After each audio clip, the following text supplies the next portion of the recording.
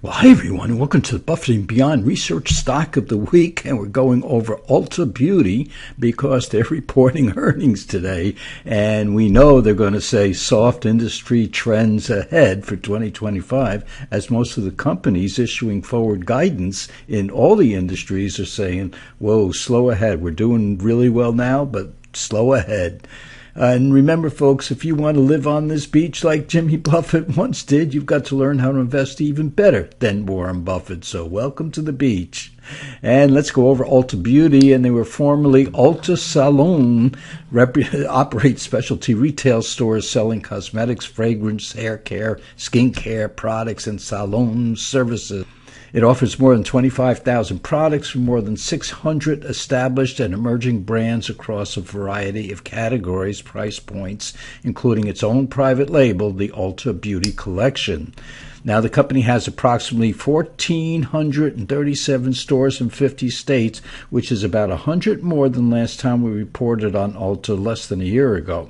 And it also distributes products through its website and mobile applications. 172 stores in California, which is the state that has the highest concentration of these stores. 20,000 full-time employees, so it has added about 1,500 to the new stores that it has opened.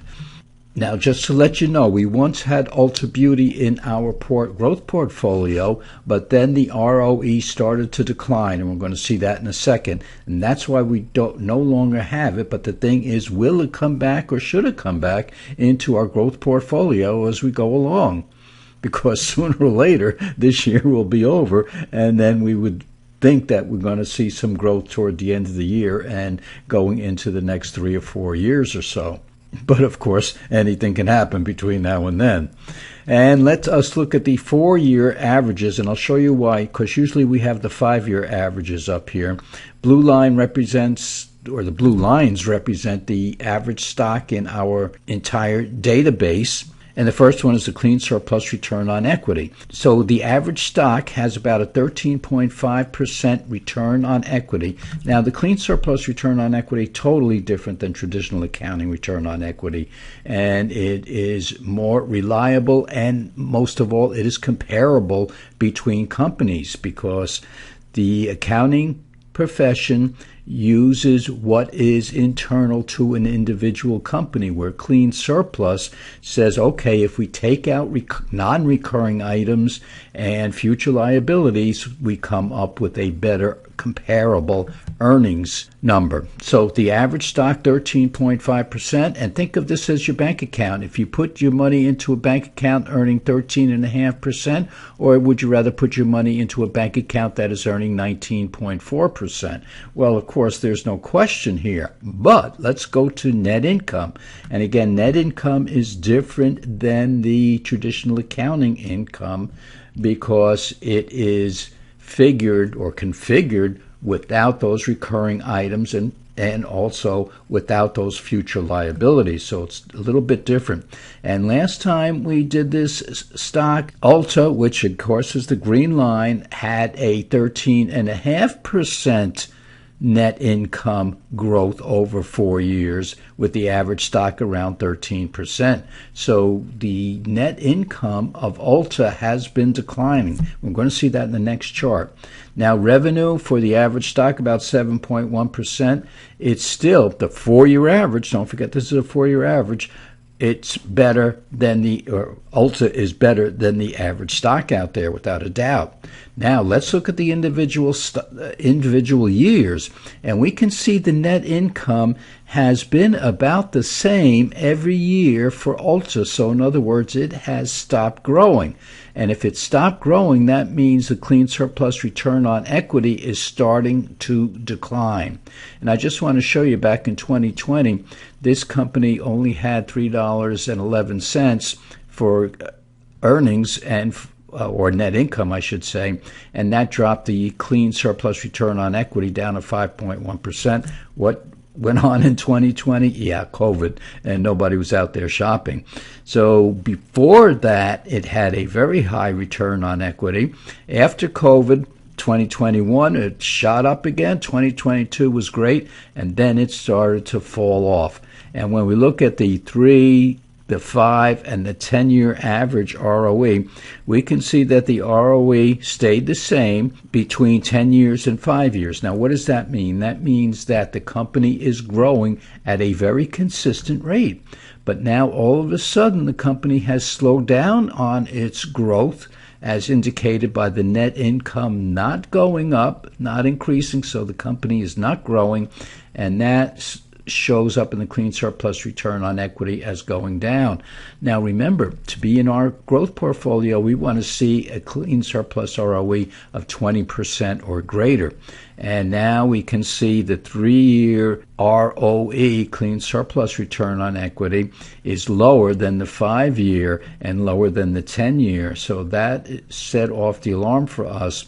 But what really set off the alarm way back when was that, hey, these products, because I actually went to one of the stores, these products can be sold online. And I went back and I looked on Amazon. I said, hey, they're sold all over the place. And so there's competition online. And that means to me that it has no moat, as Buffett would put it, Warren Buffett would put it. There is no moat around it, and competition can come in. It's not like a Snickers candy bar made by the Mars Company, because nobody has come up with a better candy bar than Snickers. And I like to use that all the time because Buffett uses it. And he's right. I had a Snickers the other day and said, yeah, nobody's come up with a better candy bar than this. So Mars Company has a moat built around it because the competition just can't break through that moat of the Snickers candy bar. So retention rate, yeah, Ulta is putting all the money it's making back into itself in order to grow, except it's not growing. But of course, retail has been hit hard this year, hasn't it? Or I should say this past 1 year. All the stores that we thought should be growing are not growing at all. Same with Ulta Beauty. Now, net income growth, we look at here, and remember, net income growth for the average stock is 13.5%, and we don't see that here anymore except way back. So for the past 3 years, it has not been above the average stock. Revenue growth, the average stock 7.1%.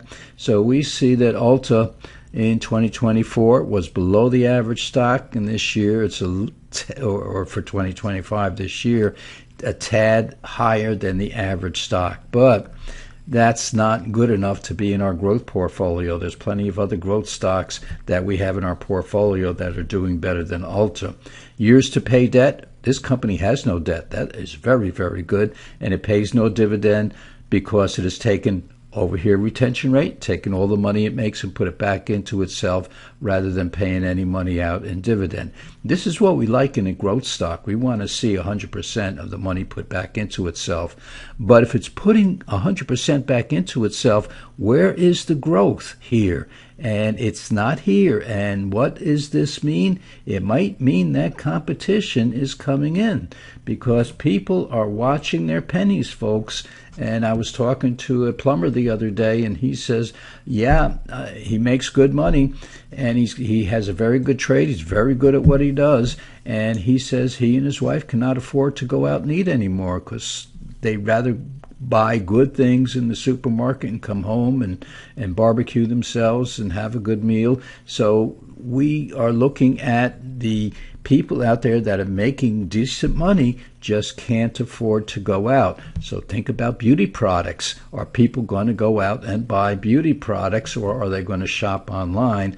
In other words, are the products of Ulta Beauty price sensitive, and is the pricing transparent among other companies that are selling the same products? And the answer is yes. And that means maybe no more growth for Ulta Beauty.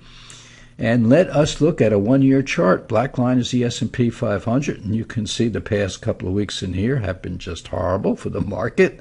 The whole year has been horrible for Ulta, and it's still going down. So that's a big difference, folks. With the market over the past year up about 8%, this stock is down about 46%. Big, big difference. And when we go over 5 years, yeah, you can see what a great stock Ulta was. But boy, oh boy, the growth or no growth started to set in way back here. Big, big correction. And it went back up the company went back up. And folks, that's what I want to tell you about pretty good growth companies. Usually when they fall like this, there's a chance for them to try to regain their previous highs. And that's why you have to be careful about selling a good stock on a fall like this, because it will want to take a bounce back up. Of course, in hindsight, this looks easy. But since that double top in here, we can see the stock has continued to fall. It stayed the same for a little while, fell some more, and now it's all the way down here, about plus 50% over the past 5 years. So that's about simple average 10% a year, but the market is up over 100% over the past 5 years, or about on average 20% per year. Now here's something that is very positive about Ulta. This is 2022. What happened in 2022? Well, the market, black line, market went down 19.6%. The NASDAQ went down 34% during this year. And what happened to Ulta? It actually went up. Even though its earnings went down that year, Ulta actually went up in that year. So we're looking at a stock here that people had faith in, but boy, oh boy, the faith is going out of this stock very, very quickly. We're happy we sold it several years ago just because that ROE was going down, that clean surplus ROE. Let's go back to that for a second. When we look at this clean surplus ROE and we see it drop below 20%, we start to sell. And we can see this stock, clean surplus ROE, is still going down. It means it's making money, but it's making less of a profit on the money that it has coming in. So that's what we see. We see that the rate of increase is declining. So that's, you can see way down here, 652 back in 2016. Now it's making 4 times that amount. But in the past 4 years, there has been no growth here. And that means that even though money is coming in and it's reinvesting all the money, it cannot do it at a greater profit. This really looks like competition has come into this field. And also, because we had inflation a couple of years ago, people are really watching their pennies right now. So, folks, we've had a terrible couple of weeks, no doubt about it. Going on 4 weeks now that the market has just been plain ugly, and Ulta is falling along with the other retail stocks. And we don't think this stock is going to come back just because of the competition it has. So it doesn't have, as Buffett would say, does not have a moat built around it to protect its products, because the products can be sold on Amazon and other company online presence. So that's what we see for Ulta. We see too much competition, and thus we don't want to put it into our growth portfolio at this time. Maybe they'll come up with something better, or their own product line will sell better if they have something different. But think about it. Everybody that you see, every actress that you see on television are promoting, or every actresses that are promoting their own beauty line. And so there's just too much competition out there. So, folks, terrible week, terrible couple of weeks going on here. Go out, clear your head, because we'll be back in a few days. So stay out there, be with your friends, be with your loved ones, stay safe. We'll see you in a couple of days, folks.